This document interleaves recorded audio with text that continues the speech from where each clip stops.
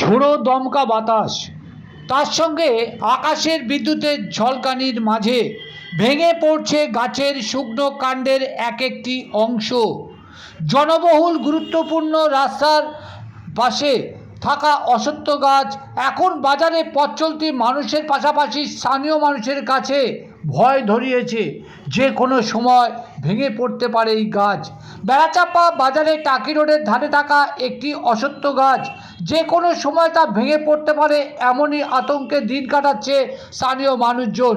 গুরুত্বপূর্ণ টাকি রোডের উপর দিয়ে চলছে গাড়ি থেকে পথ চলতি মানুষ। রাস্তার পাশে থাকা গাছের কাণ্ড পোকায় আক্রান্ত হয়ে তা ফাঁপড় হয়ে তা বিপজ্জনক হয়ে দাঁড়িয়ে আছে। বর্তমান কালবৈশাখীর মরশুমে ঝড়ে যে কোনো সময় গাছ ভেঙে পড়তে পারে। বিদ্যুৎ বিচ্ছিন্নর পাশাপাশি প্রাণহানির সম্ভাবনা থাকায় বিপজ্জনক গাছ কেটে ফেলার প্রশাসনের কাছে আবেদন জানিয়েছেন স্থানীয় মানুষজন।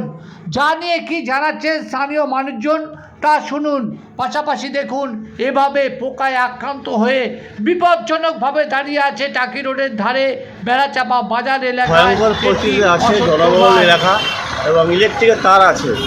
রাস্তা পুরো উইপোকাতে খেয়ে গেছে, মাথা ভারী হয়ে গেছে।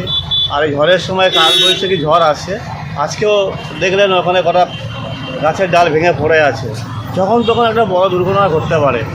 আমি চাইছি প্রশাসনের পক্ষ থেকে একটা সঠিক সিদ্ধান্ত নিক, যাতে এই দুর্ঘটনা থেকে মানুষের রক্ষা পাওয়ার জন্য।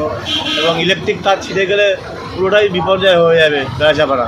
তো সেই জন্যে রাস্তাঘাট এরা আইনি পদ্ধতিতে প্রশাসন যদি কিছু করতে পারে। আমি কতটা পরিস্থিতি খারাপ, গাছটা যে সত্যিই খারাপ। হ্যাঁ অবশ্যই, আপনি দেখুন না, পুরো কুইপোকায় খেয়ে গেছে। ওই সাইডটা দেখুন, এই সাইডটা দেখুন, ও প্রাচীন গাছ, মাথা পুরো ভারী হয়ে গেছে। আজকেও ভেঙে পড়েছে, স্কুলে বাচ্চা যাচ্ছিল, পাশেই পড়েছে গাছটা। যদি এই গাছ মানে বড় ধরনের বিপদ ঘটতে পারে বলে অনুমান করা হচ্ছে।